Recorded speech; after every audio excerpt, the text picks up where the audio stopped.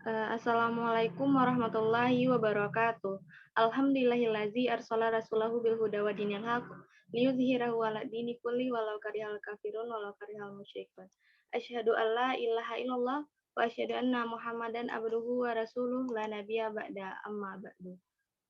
Yang sama-sama kita hormati dosen pengampu mata kuliah biokimia, Bu Siska Alicia Farma SPDM Biomed, dan seterusnya buat rekan-rekan yang kami banggakan. Baiklah, kami dari kelompok 1 akan mempresentasikan hasil proyek yang pertama, yaitu pembuatan ekoenzim. Sebelum itu, perkenalkan saya Dini Fitratunida dengan NIM 19031007 sebagai moderator. Kemudian ada rekan saya Anissa Hidayah dengan NIM 19031063. Dan kemudian ada Indahu Mawaddah dengan NIM 19031171. Selanjutnya ada Sherly Anggun Putri dengan NIM 19031043. Dan selanjutnya ada Husnul Khatmi Nur Halim dengan NIM 19031137. Dan dilanjutkan dengan Wela Wulandari dengan NIM 19031167. Dan yang terakhir yaitu Yanisa Sairahma dengan NIM 19031117.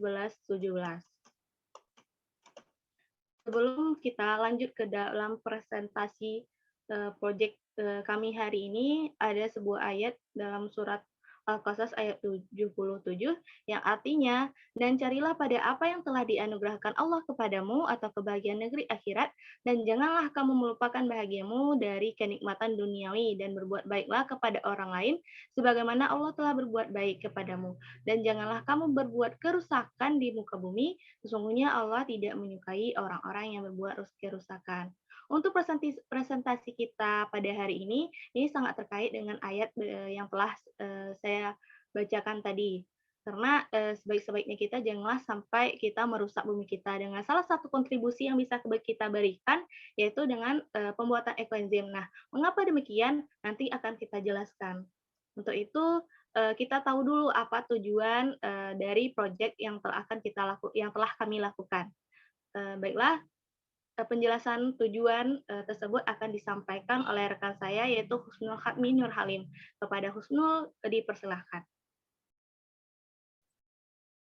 Baik, terima kasih moderator. Yang pertama, tujuan kita melakukan praktikum kali ini yaitu untuk mengetahui cara pembuatan ekoenzim dan untuk mengetahui manfaat ekoenzim.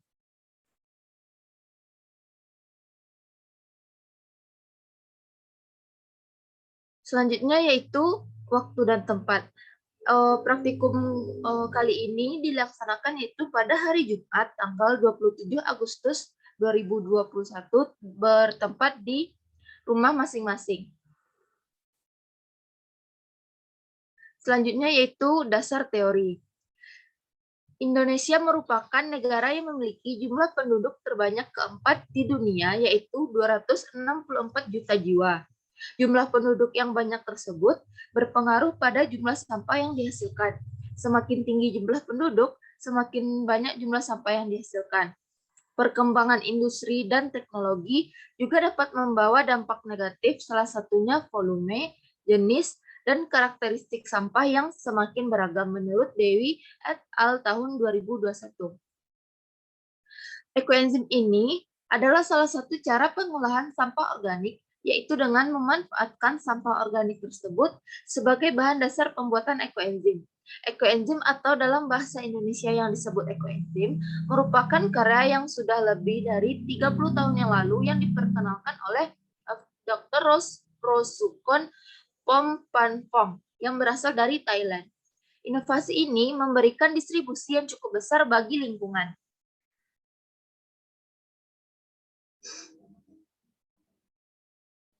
Beliau meneliti secara efektif bagaimana cara mengolah sisa bahan dapur yang tidak berguna lagi menjadi enzim yang dihasilkan melalui proses fermentasi bahan-bahan alami, seperti protein tumbuhan, mineral, dan hormon. Ekoenzim ini dibuat dengan cara mencampurkan bahan organik yang digunakan sebagai bahan bakunya dengan gula aren dan pasir. Saya ulangi, ekoenzim ini dibuat dengan cara mencampurkan sampah organik yang digunakan sebagai bahan bakunya dengan gula aren dan air. Pada proses fermentasinya, ekoenzim menghasilkan gas O3 atau ozon dan hasil akhirnya adalah cairan pembersih serta pupuk yang ramah terhadap lingkungan. Dr. Sukon juga merupakan seorang pendiri Asosiasi Pertanian Organik Thailand. Beliau bekerja sama dengan 3 petani di Thailand, bahkan Eropa, dan berhasil menghasilkan produk pertanian yang bermutu tetapi ramah lingkungan. Dari usaha dan inovasi yang beliau lakukan ini, ia dianugerahi penghargaan oleh FAO Regional Thailand.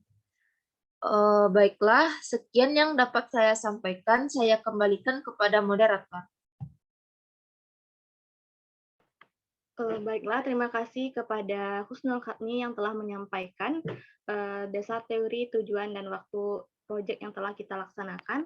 Selanjutnya, alat dan bahan dalam pembuatan ekoenzim ini akan disampaikan oleh rekan saya, yaitu Indahul Mawaddah. Kepada Indah, dipersilakan. Terima kasih moderator. Baiklah, saya akan menyampaikan mengenai alat dan bahan pembuatan ekoenzim. Alat pembuatan ekoenzim yaitu ada timbangan, gelas takar, pisau, talenan, dan wadah plastik atau toples.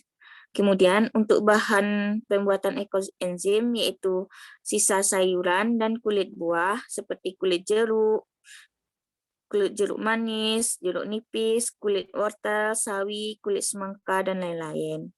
Kemudian air sumur atau air hujan, air buangan AC atau air pump, air isi ulang atau air galon. Untuk selanjutnya bahannya yaitu ada gula aren atau bisa juga gula kelapa atau molase cair atau juga bisa molase kering atau gula lontar. Sekian dari saya kembalikan moderator. Baiklah, terima kasih kepada Indah yang telah menjelaskan apa saja bahan dan alat yang telah digunakan atau yang akan digunakan dalam pembuatan ekoenzim ini. Selanjutnya, bagaimana proses atau langkah kerja yang akan dilakukan, itu akan dijelaskan oleh rekan saya, Wela Ulandari. Kepada Wela, dipersilakan. Baiklah, saya akan menjelaskan tentang cara kerja atau langkah kerja dalam pembuatan ekoenzim. Pertama-tama kita membersihkan wadah dari sisa sabun atau bahan kimia terlebih dahulu, kemudian kita ukur volume wadah, dan selanjutnya masukkan air bersih sebanyak 60% volume wadah, kemudian masukkan gula aren sesuai takaran yaitu 10% dari berat air. Setelah itu memasukkan potongan sisa buah dan sayur yaitu 30% dari berat air, lalu aduk rata. Kemudian tutup rapat wadah dan beri label tanggal pembuatan dan tanggal panennya. Mengaduk ekoenzim di hari ke-30 kecuali jika ada mama enzim. Kemudian mengaduk ekoenzim di hari ke-7. Selanjutnya, selama 1 minggu pertama membuka tutup wadah untuk membuang gas. Setelah 90 hari, ekoenzim siap dipanen jika tidak ada masalah pada ekoenzimnya. Sekian dari saya kembalikan kepada moderator. Baiklah, terima kasih kepada Wela yang telah menjelaskan bagaimana proses atau langkah dari pembuatan ekoenzim. Nah, dari proyek yang telah kami lakukan ini, berikut hasil pengamatannya yang akan dijelaskan oleh rekan saya, yaitu Yanisa Sri Rahma. Kepada Yanisa, dipersilakan.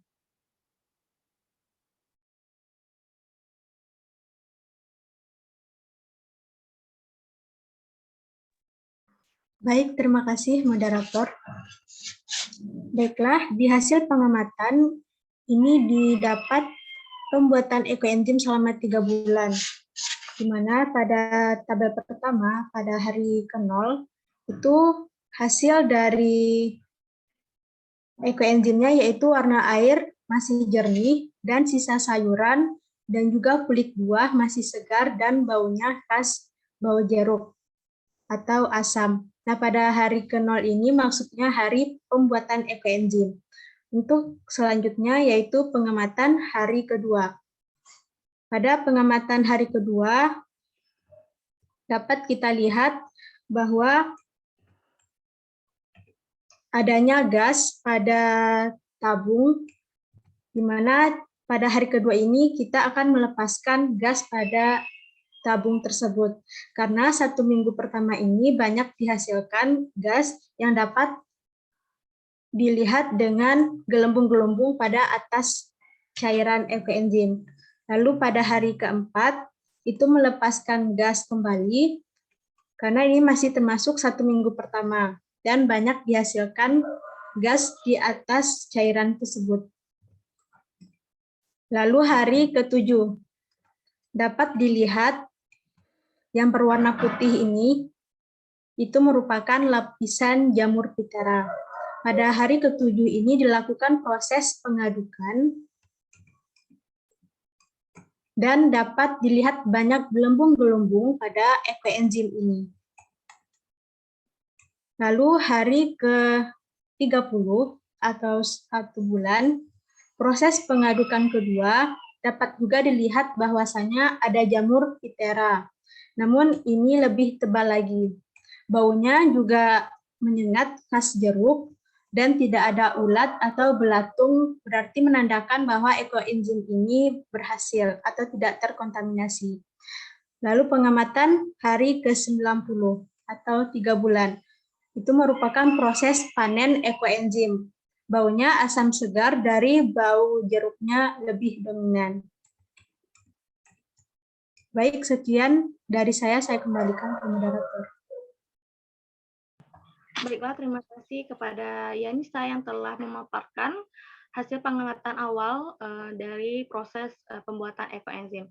Selanjutnya hasil pengamatan akhir atau hasil panen yang akan dijelaskan oleh masing-masing anggota kelompok, di mana di masing-masing kita telah membuat ekoenzim ini. Yang pertama itu akan disampaikan oleh Anissa Hidayah hasil pengamatannya. Kepada Anissa, dipersilahkan. Terima kasih moderator. Saya akan melanjutkan presentasi, yaitu mengenai hasil pengamatan akhir yang berupa hasil panen ekoenzim dan pengaplikasiannya. Setelah pembuatan ekoenzim, kurang lebih selama 3 bulan atau 90 hari, kita dapat memanen ekoenzim dan juga dapat mengaplikasikan larutan ekoenzim tersebut. Pada proses pemanenan, saya mendapati bahwa aroma dari ekoenzim yang saya buat itu beraroma asam segar, yaitu wangi jeruk, karena di sini saya dominannya menggunakan kulit jeruk. Sedangkan untuk warnanya, terlihat warna ekoenzim yang saya buat itu berwarna coklat terang. Dan keadaan cairannya, pada cairan hasil panen yang telah saya lakukan pemanen tersebut, terdapat endapan sisa organik di bagian bawah wadah. Dan juga pada bagian atasnya, terdapat sisa-sisa organik tersebut dan terlihat mengapung. Dan juga pada bagian atas tersebut, terdapat jamur yang berwarna putih, namun jumlahnya terlihat lebih sedikit dibandingkan dengan jumlah jamur pada proses sebelumnya, yaitu pada proses pembuangan gas. Dan di sini terlihat bahwa jamur yang ada pada hasil panen ekoenzim saya itu menempel pada dinding-dinding wadah. Hal ini karena pada proses ke-3 bulan tersebut, wadah pembuatan ekoenzimnya saya pindah-pindahkan, sehingga jamurnya itu menempel pada wadah pembuatan ekoenzim. Selanjutnya pengaplikasian hasil panen ekoenzim. Di sini saya mengaplikasikannya sebagai larutan untuk mengusir hama. Dengan perbandingan larutan ekoenzim dengan airnya itu 1:1000. Saya menggunakan larutan ekoenzim sebanyak 0,1 mili, sedangkan airnya yaitu sebanyak 100 mili. Caranya yaitu dengan memasukkan larutan ekoenzim yang 0,1 mili itu ke dalam air 100 mili, dan dimasukkan ke dalam botol semprot atau spray, lalu disemprotkan ke bagian atau ke tempat yang terdapat banyak hamanya. Hama yang terdapat di sekitaran rumah saya itu hama semut. Dan setelah dilakukan penyemprotan, terlihat hamanya tersebut menjauhi daerah yang dilakukan penyemprotan. Sehingga dapat disimpulkan bahwa larutan ekoenzim ini dapat diaplikasikan untuk menjadi larutan pengusir hama. Sekian yang dapat saya sampaikan, dikembalikan kepada moderator. Baiklah, terima kasih kepada Anissa Hidayah yang telah memaparkan hasil pengamatan ekoenzim dan pengaplikasiannya. Selanjutnya, hasil pengamatan ekoenzim dari rekan saya yaitu Wela Wulandari. Kepada Wela dipersilakan.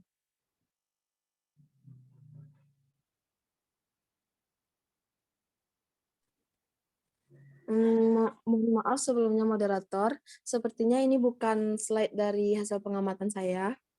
Oh ya, mohon maaf Ibu dan rekan-rekan semua, ini sepertinya slide-nya tertukar, jadi ini merupakan slide dari Sherly. Lanjut saja terlebih dahulu kepada Sherly Anggun Putri, dipersilakan.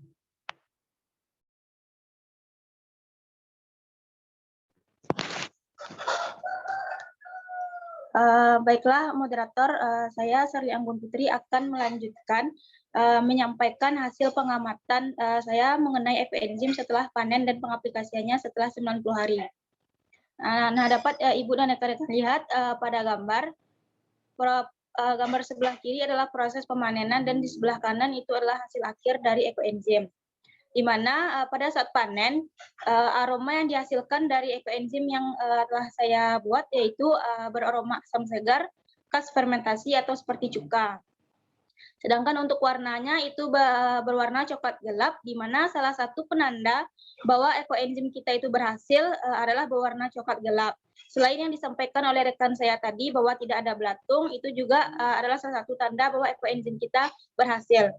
Kemudian untuk keadaan cairan, terdapat endapan sisa organik di bagian bawah wadah, dan ada juga sisa-sisa organik tersebut yang mengapung di bagian atas, di permukaan atas terdapat juga buih, dan lapisan jamur sedikit, dan terdapat sedikit gas, karena juga sudah di hari ke-90. Jadi gasnya sudah tidak sebanyak pada minggu pertama.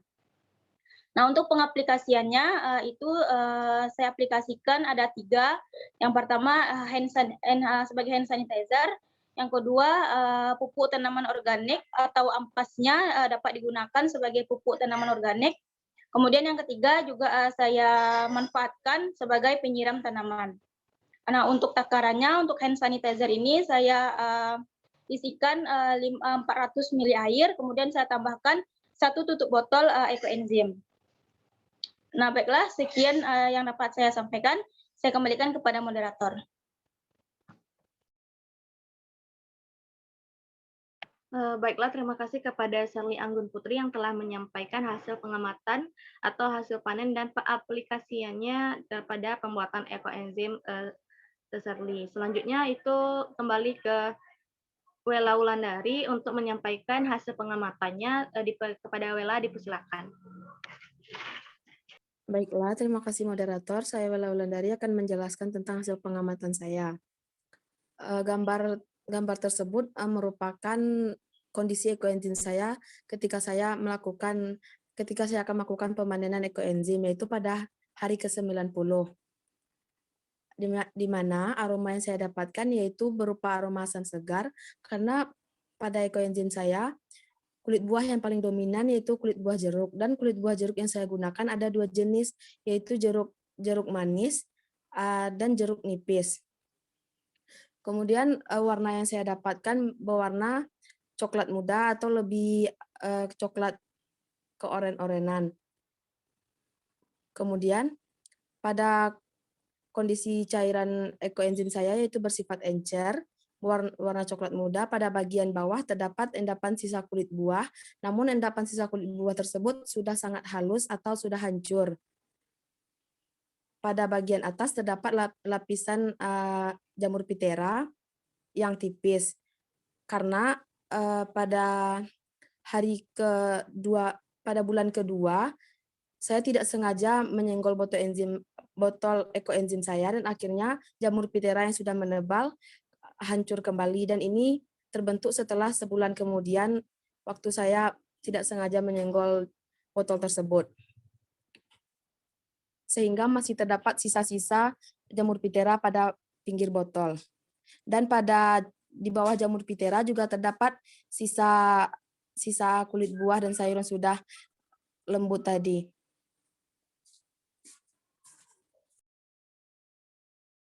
Selanjutnya yaitu pengaplikasian ekoenzim.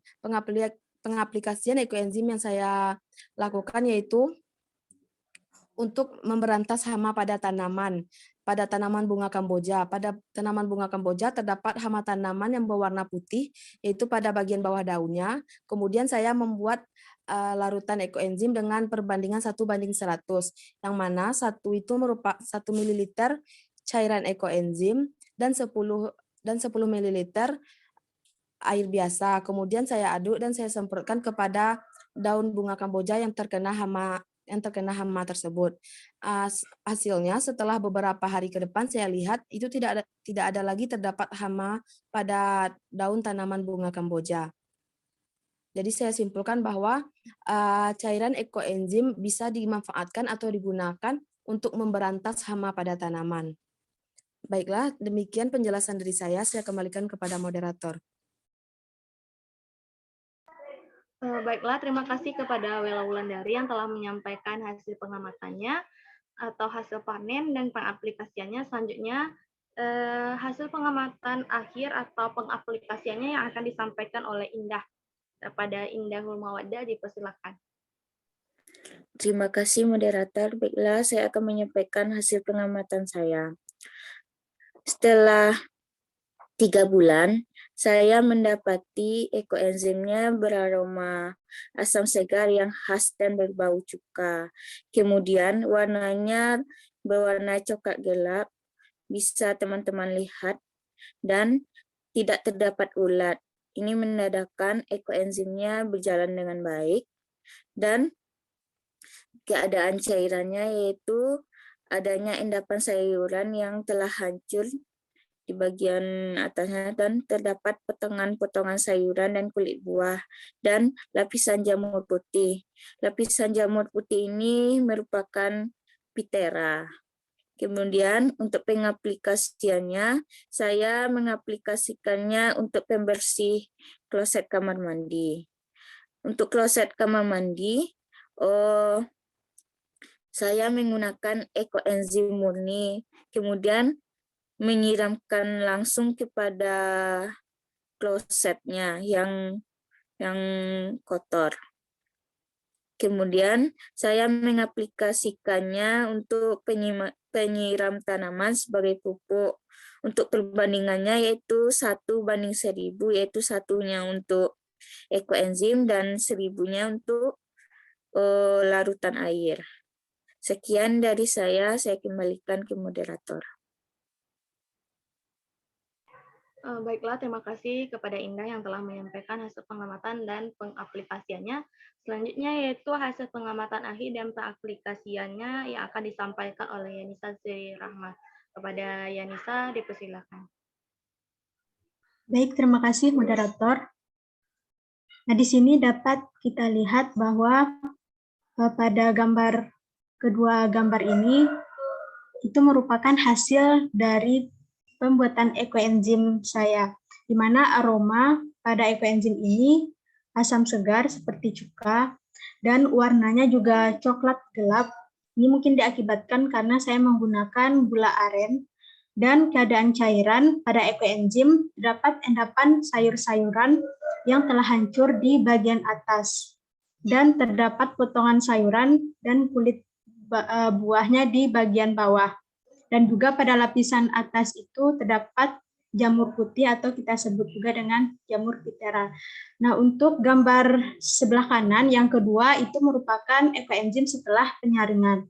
Pada pengaplikasian kita juga bisa melakukan ekoenzim ini untuk membersihkan kaca dan juga untuk mengepel lantai. Di mana untuk kedua pengaplikasian ini caranya dengan mencampurkan satu tutup botol ekoenzim dengan dicampurkan dengan 1 ember air.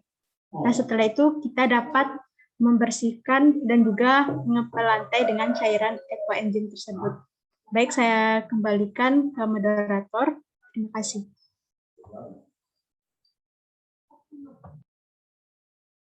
Baiklah, terima kasih kepada Yanisa yang telah menyampaikan hasil pengamatan dan pengaplikasiannya. Selanjutnya, hasil pengamatan akhir dan pengaplikasian yang akan saya sampaikan sendiri, di mana dapat dilihat pada gambar tersebut sesuai dengan teori yang telah kita dapatkan bahwasanya salah satu ciri hasil ekoenzim itu berhasil adalah tidak ada belatung dan baunya itu tidak seperti bau got. Nah, jadi hasil yang saya dapatkan itu aromanya itu asam segar dan hasil aroma khasnya itu adalah aroma khas jeruknya itu sangat terasa baunya itu. Kemudian dapat dilihat warna hasil panen itu yang saya pegang itu warnanya coklat susu kalau menurut saya. Kemudian keadaan cairannya, cairan tersebut masih terdapat sayur-sayuran karena saya menggunakan gabungan sayur-sayuran dan kulit buah dan ada lapisan pitera di atasnya. Tetapi lapisan pitera ini tidak seputih yang hasil fermentasi dari hasil minggu pertama dan 1 bulan yang telah dipaparkan sebelumnya. Nah, untuk pengaplikasiannya saya menggunakan ekoenzim ini yang telah dipanen itu untuk mencuci pakaian. Nah, dengan mencuci pakaian tersebut yang digunakan atau takaran yang digunakan itu 2 tutup botol ekoenzim dan 1 sendok deterjen dan air secukupnya. Nah, setelah saya gunakan dan setelah saya aplikasikan, ternyata dengan menggunakan ekoenzim tersebut baju saya dibandingkan yang tidak saya gunakan ekoenzim, wanginya itu lebih segar, walaupun biasanya itu kalau misalkan meskipun kita pakai deterjen yang wangi itu wanginya itu tidak bertahan lama kalau setelah dijemur di cuaca yang sangat panas gitu. Tetapi baju yang khusus saya gunakan ekoenzim ini menurut saya itu lebih wangi gitu, lebih segar baunya dibandingkan yang lain. Itu dari pengamatan dan pengaplikasian dari saya. Selanjutnya, hasil pengamatan akhir dan pengaplikasian yang akan disampaikan oleh Husnul Khatmi Nurhalim. Kepada Husnul, dipersilakan. Terima kasih moderator. Baiklah, saya akan menyampaikan hasil akhir dari hasil panen ekoenzim saya yang mana beraroma wangi asam segar karena saya menggunakan pencampuran bahan-bahan organik saya itu lebih dominan ke kulit jeruk, yaitu menggunakan ada kulit jeruk manis dan kulit jeruk nipis. Dan ada sedikit sisa dari kulit lemon. Ekoenzim saya ini berwarna coklat terang. Keadaan cairannya yaitu terdapat endapan sisa organik di bagian bawah wadah. Saya di sini saya tidak menggunakan sisa kulit sayuran, jadi tidak ada endapan tidak terdapat endapan sisa organiknya di bagian atas, hanya terdapat di bagian bawah. Dan pada ekoenzim ini juga terdapat endapan jamur berwarna putih di permukaan atau biasanya disebut jamur pitera.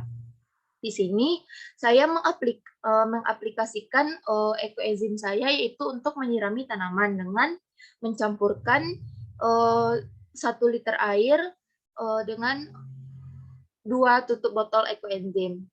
Sekian yang dapat saya sampaikan, saya kembalikan kepada moderator. Baiklah, terima kasih kepada Husnul yang telah menyampaikan hasil pengamatan akhir atau panennya dan pengaplikasiannya. Selanjutnya pembahasan mengenai pembuatan ekoenzim ini. Yang pertama itu akan saya jelaskan sendiri terlebih dahulu. Dapat kita perhatikan gambar-gambar yang ada di slide. Betapa banyaknya sampah yang ada di sekitar kita. Di negara kita sendiri, sampah itu merupakan suatu hal umum yang sering kita dengar, tetapi masih minimnya solusi ataupun bagaimana agar sampah ini bisa berkurang gitu. Padahal dapat dilihat pada slide tersebut atau gambar-gambar tersebut itu banyaknya sampah organik seperti sisa sayuran, ada tomat, sawi dan banyak lagi gitu. Ada sisa buah kulit semangka dan bisa dilihat pada gambar tersebut. Ini merupakan disease problem. Berarti itu adalah sebuah masalah. Nah, yang namanya masalah itu adalah sesuatu yang tidak sesuai dengan kenyataan atau tidak sesuai dengan apa yang ada. Nah, sesuai dengan ayat yang telah saya sampaikan sebelumnya, bahwasanya janganlah kita itu merusak bumi kita. Nah, kalau misalkan kita lihat sampah-sampah seperti ini merupakan bisa saja ini menyebabkan jadi ladang penyakit ataupun kita bisa merupakan salah satu yang akan merusak bumi kita ini. Nah, kita lihat dulu itu sampah. Nah, apa itu sampah? Sampah adalah sesuatu yang tidak digunakan, tidak dipakai, tidak disenangi, atau sesuatu yang dibuang berasal dari kegiatan manusia dan tidak terjadi dengan sendirinya. Nah, jadi sampah itu kalau misalkan kita sudah makan buah, jeruk misalkan, berarti kulitnya merupakan sampah karena sesuatu yang tidak kita pakai. Tetapi kalau misalkan kita pakai, berarti itu bukan sampah. Nah, kemudian sampah, contohnya tadi sisa sayuran, kulit buah, seringkali kita jumpai di rumah kita sendiri atau di tempat lain. Terutama sisa sayuran dan kulit buah itu sering kita dapatkan di dapur rumah kita sendiri. Selanjutnya, kemudian ampas atau sisa sayuran tersebut dan kulit buah tadi kita buang begitu saja tanpa ada kita aplikasikan. Karena kita berpikir itu tidak bisa digunakan lagi, sehingga kita tidak tahu bagaimana untuk pengaplikasiannya atau bagaimana yang harus kita lakukan gitu untuk mengaplikasikan sisa sampah atau ampas-ampas sisa sayuran dan kulit buah tersebut. Nah, jadi solusi atau hal yang mudah dan peran yang bisa kita ambil yaitu dengan cara membuat ekoenzim. Kenapa demikian? Karena membuat ekoenzim berarti kita telah ikut berkontribusi mengelola sebagian besar sampah di sekitar kita dan bisa mengajak keluarga kita untuk membuat ekoenzim sebagai kontribusi kita untuk mengurangi sampah tersebut. Berarti kita juga menjaga bumi dari kerusakan. Nah, kemudian dapat dikatakan bahwa ekoenzim ini menyelamatkan bumi. Nah, kenapa demikian? Kenapa ekoenzim itu dikatakan bahwa ekoenzim menyelamatkan bumi? Nah, begini alasannya, ternyata pada hari pertama kita membuat ekoenzim tersebut, berarti kita telah membantu proses pelepasan gas ozon atau O3. Nah, O3 ini kita tahu bahwasanya dia dapat mengurangi karbon dioksida di atmosfer yang merangkap panas di awan. Jadi akan mengurangi efek rumah kaca dan global warming. Nah, karena kita tahu bahwa efek rumah kaca dan global warming itu merupakan hal yang sudah sangat familiar yang kita dengarkan. Jadi dengan membuat ekoenzim, dengan proses-proses awal kita membuat saja itu sudah merupakan langkah baik atau langkah awal kita dalam menyelamatkan bumi kita. Jadi itu hal penting ataupun kenapa dengan pembuatan ekoenzim ini kita bisa menyelamatkan bumi. Mungkin itu salah satu alasannya. Nah, untuk hasil pembahasan hasil pengamatan itu akan langsung dijelaskan oleh rekan saya, yaitu Sherly Anggun Putri. Kepada Sherly, dipersilakan. Baiklah, terima kasih moderator. Saya akan melanjutkan menjelaskan pembahasan dari proses ekoenzim. Nah, selama 1 minggu pertama itu terjadi proses fermentasi, yaitu fermentasi anaerob, di mana dihasilkan banyak sekali gas. Seperti yang dijelaskan sebelumnya, dapat dilihat pada hasil pengamatan, terdapat gelembung-gelembung gas di dalam wadah ekoenzim. Nah, dalam proses fermentasi ini diperoleh persamaan reaksi, yaitu karbon dioksida ditambah dinitrogen oksida beserta dengan oksigen akan menghasilkan ozon dan nitrat, kemudian ada karbon trioksida. Nah, enzim mengubah amonia menjadi nitrat atau NO3, kemudian hormon alami dan nutrisi untuk tanaman. Sementara itu, enzim juga mengubah karbon dioksida menjadi karbonat, yang mana bermanfaat bagi tanaman laut dan juga kehidupan laut. Nah, jika kita menggunakan wadah dengan penutup atau mulut wadah yang kecil, maka dalam waktu 2 hari itu harus tutupnya tersebut harus dibuka agar untuk menghindari terjadinya ledakan dalam wadah. Nah, kenapa bisa terjadi ledakan? Itu disebabkan oleh tekanan gas yang ada di dalam wadah yang tidak dikeluarkan. Kemudian tujuan membuka tutup wadah selama 1 minggu adalah agar gas hasil fermentasi yang dihasilkan bisa dilepaskan ke udara. Karena jika tidak, maka sistem atau enzim di dalam wadah akan mengalami expand atau tekanan keras yang kemudian menghasilkan ledakan kecil maupun besar. Itu tergantung dari akumulasi gas hasil fermentasi dalam keadaan jenuh. Nah, selanjutnya kemudian setelah 7 hari wadah tersebut kita buka kembali untuk mengeluarkan gas yang terdapat di dalam wadah. Tujuannya agar wadah tidak mengembung dengan gas yang ada di dalam wadah tersebut. Kemudian pada waktu tersebut terlihat ekoenzimnya telah terdapat jamur berwarna putih dalam jumlah yang sedikit. Nah, ini merupakan jamur Phthira. Nah, jamur Phthira sendiri merupakan jamur baik yang dihasilkan dari pembuatan ekoenzim. Nah, kemudian setelah 30 hari atau 1 bulan, wadah tersebut kita buka kembali tutupnya.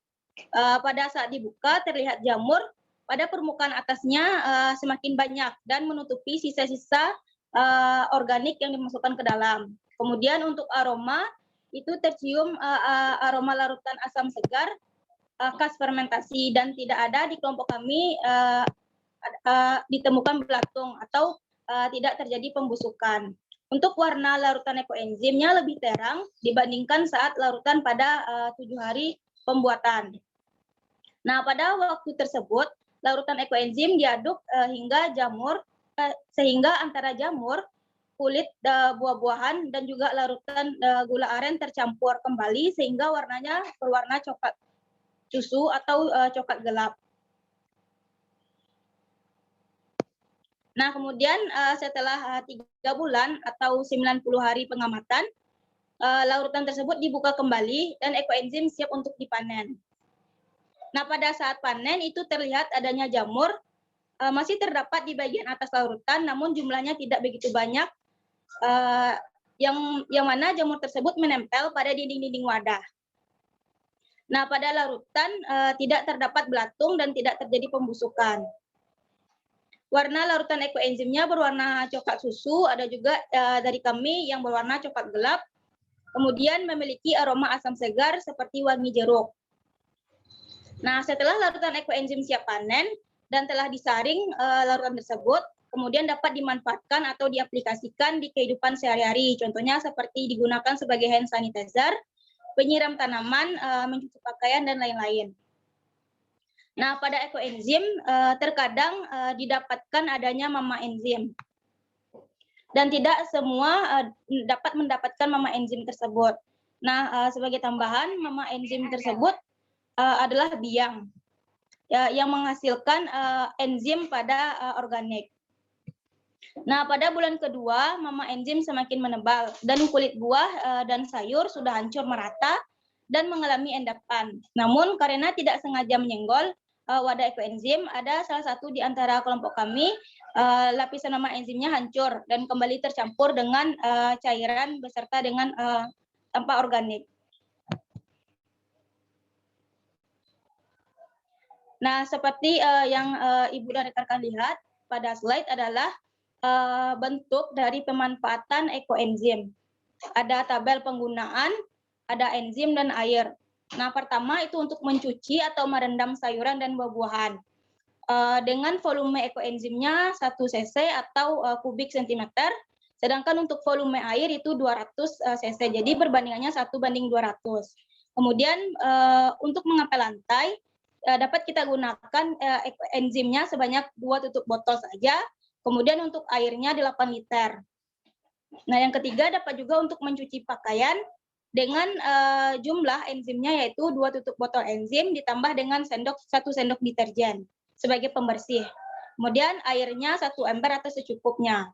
Nah, kemudian manfaat lainnya untuk menguras toilet, volume enzimnya yaitu 1 cc dan volume air yaitu 500 cc. Nah, dapat juga dimanfaatkan sebagai penyegar udara dengan volume enzimnya 1 cc, sedangkan untuk volume air 500 cc. Sama jumlahnya untuk kita menguras toilet. Selanjutnya untuk mencegah penyumbatan saluran di wastafel dapat kita manfaatkan enzimnya dengan volume enzimnya 1 cc dan untuk air itu 2 cc. Kemudian sebagai desinfektan atau antiseptik seperti hand sanitizer sebelumnya, yaitu volume enzimnya 1 cc dan untuk volume air kurang lebih itu 500 cc. Nah, dapat juga digunakan sebagai pupuk di mana volume enzimnya 1 cc dan volume air 500 cc. Nah, sebagai pupuk ini juga dapat kita manfaatkan ampas dari ekoenzim yang telah kita panen sebelumnya, yaitu dengan menaruh atau mencampur ampas tersebut kepada tanaman, namun tanaman ini tidak tanaman yang ada di dalam pot. Nah, terakhir juga dapat kita manfaatkan sebagai pengusir serangga dengan takaran enzimnya itu volumenya 1 cc, sedangkan untuk volume air itu 1000 cc. Nah, baiklah, sekian yang dapat saya sampaikan. Saya kembalikan kepada moderator. Baiklah, terima kasih kepada Sherly yang telah menjelaskan atau memaparkan hasil pengamatan dengan pembahasannya. Maksud saya pembahasan dari hasil pengamatan. Kemudian slide selanjutnya itu kita harus tahu dulu kenapa pembuatan ekoenzim itu penting. Nah, ini akan dipaparkan oleh rekan saya yaitu Anissa Hidayah. Kepada Anissa Hidayah dipersilakan. Baik, terima kasih moderator dan juga terima kasih kepada teman-teman yang telah memaparkan materi sebelumnya seperti cara kerja, pembahasan, dan juga hasil pengamatan akhir. Setelah kita mengetahui apa saja alat dan bahan, kemudian cara kerja, dan juga hasil pengamatan serta pengaplikasian dari ekoenzim, kita perlu tahu mengapa ekoenzim ini perlu untuk dibuat. Di sini kami dari kelompok 1 mempoinkan ada 4 betapa pentingnya pembuatan ekoenzim. Yang pertama yaitu hemat. Kenapa dikatakan hemat? Karena dalam pembuatan ekoenzim ini, bahan yang digunakan mudah untuk didapatkan. Dan seperti sisa organik tersebut, kita tidak perlu membelinya lagi, sehingga tidak memerlukan uang untuk membeli sisa organik, karena sisa organik ini dapat dihasilkan dari sampah dapur yang ada di sekitar kita. Kemudian dalam pembuatannya, hemat di sini dikatakan hemat karena kita hanya membutuhkan bahan seperti gula merah. Dan ini saya kira untuk membelinya tidak terlalu mahal dan juga mudah untuk didapatkan. Dan juga air. Air bisa digunakan seperti air sumur, kemudian air pump, dan juga sisa pembuangan AC dapat dimanfaatkan. Sehingga pembuatan ekoenzim ini dikatakan penting karena hemat.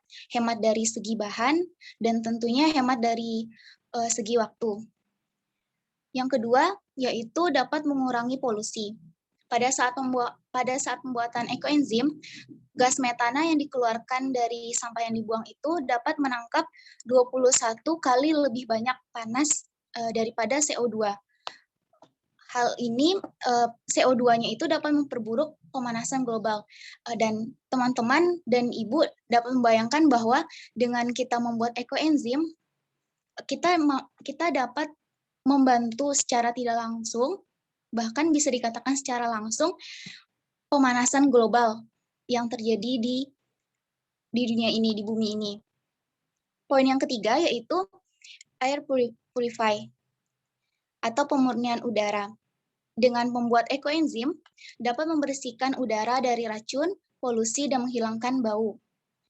Poin yang keempat, ekoenzim ini apabila telah dipanen dan tentunya telah mengalami proses fermentasi selama 3 bulan atau 90 hari, itu dapat dimanfaatkan. Seperti yang telah dijelaskan oleh teman-teman sebelumnya, dapat dimanfaatkan untuk pembersih rumah tangga, kemudian insektisida, antiseptik, perawatan tubuh, pupuk, dan sebagainya. Kiranya sekian yang dapat saya sampaikan. Saya kembalikan kepada moderator. Baiklah, terima kasih kepada Anissa Hidayah atas pemaparannya kenapa pembuatan ekoenzim tersebut penting.